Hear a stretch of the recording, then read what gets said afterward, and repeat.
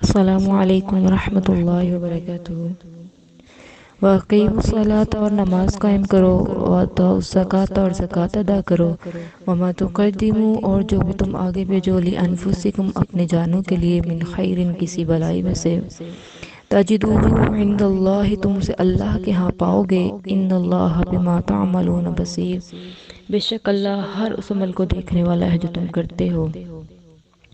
وقالوا وہ کہتے ہیں، لن يدخل الجنت ہرگز نہیں داخل ہوں گے جنت میں، الا مگر من کان ہودن جو یہودی ہوگا، او نصارا یا نصرانی، تلک امانیہم یہ ان کی آرزویں ہیں، قل کہہ دیجئے ہاتوا لے آؤ برہانکم تم کوئی دلیل، ان کنتم صادقین اگر تم سچے ہو،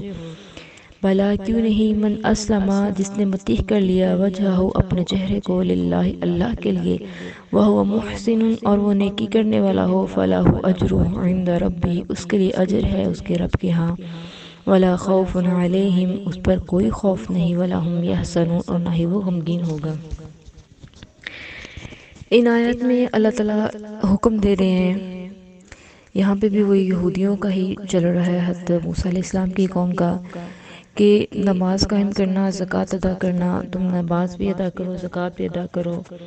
کہ جو بھی تم اچھے عمل کرتے ہو، ان کے نماز، زکوٰۃ، صدقات، کچھ بھی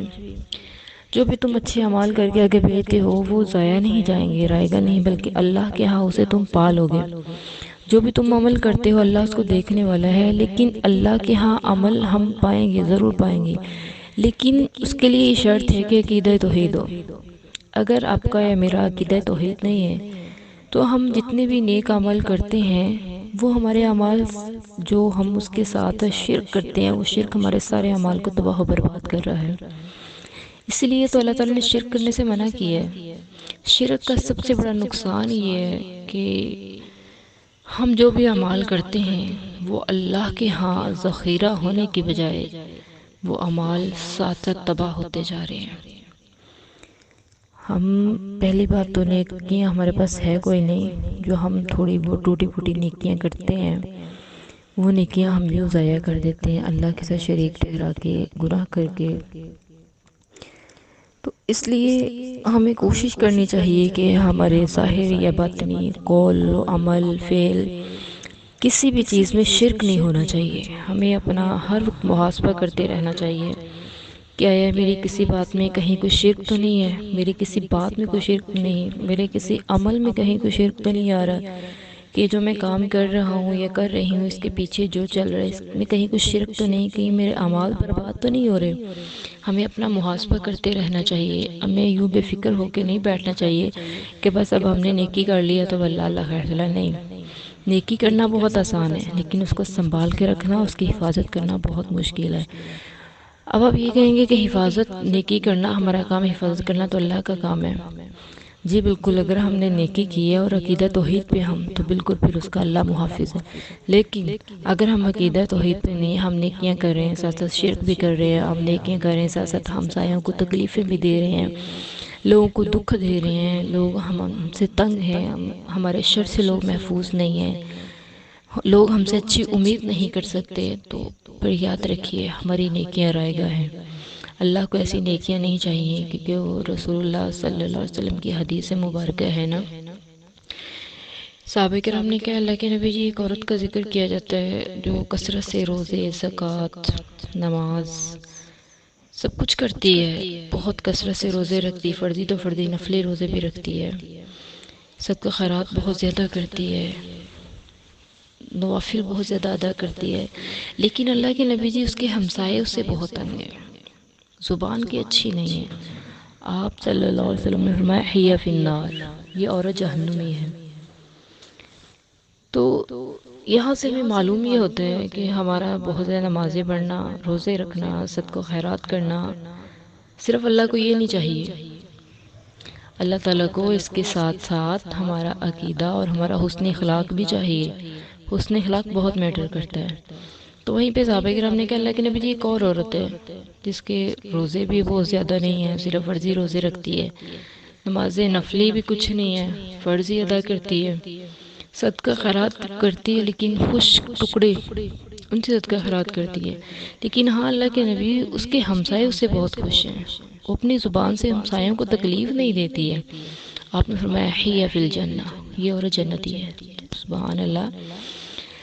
ہم یہ سمجھتے ہیں کہ ہم نے نمازیں پڑھ لی، روزے رکھ لیے، حج کر لیے، نیکیاں کر لی تو بس اب ہم جنت کے ٹھیکیدار ہیں، اب جنت صرف ہماری، ہمیں سرٹیفکیٹ مل گیا ہے۔ ایسا نہیں ہے۔ جنت پانے کے لیے سب سے پہلے عقیدہ توحید، اس کے بعد حسن اخلاق، سیرت نبوی صلی اللہ علیہ وسلم، پھر اس کے بعد اعمال،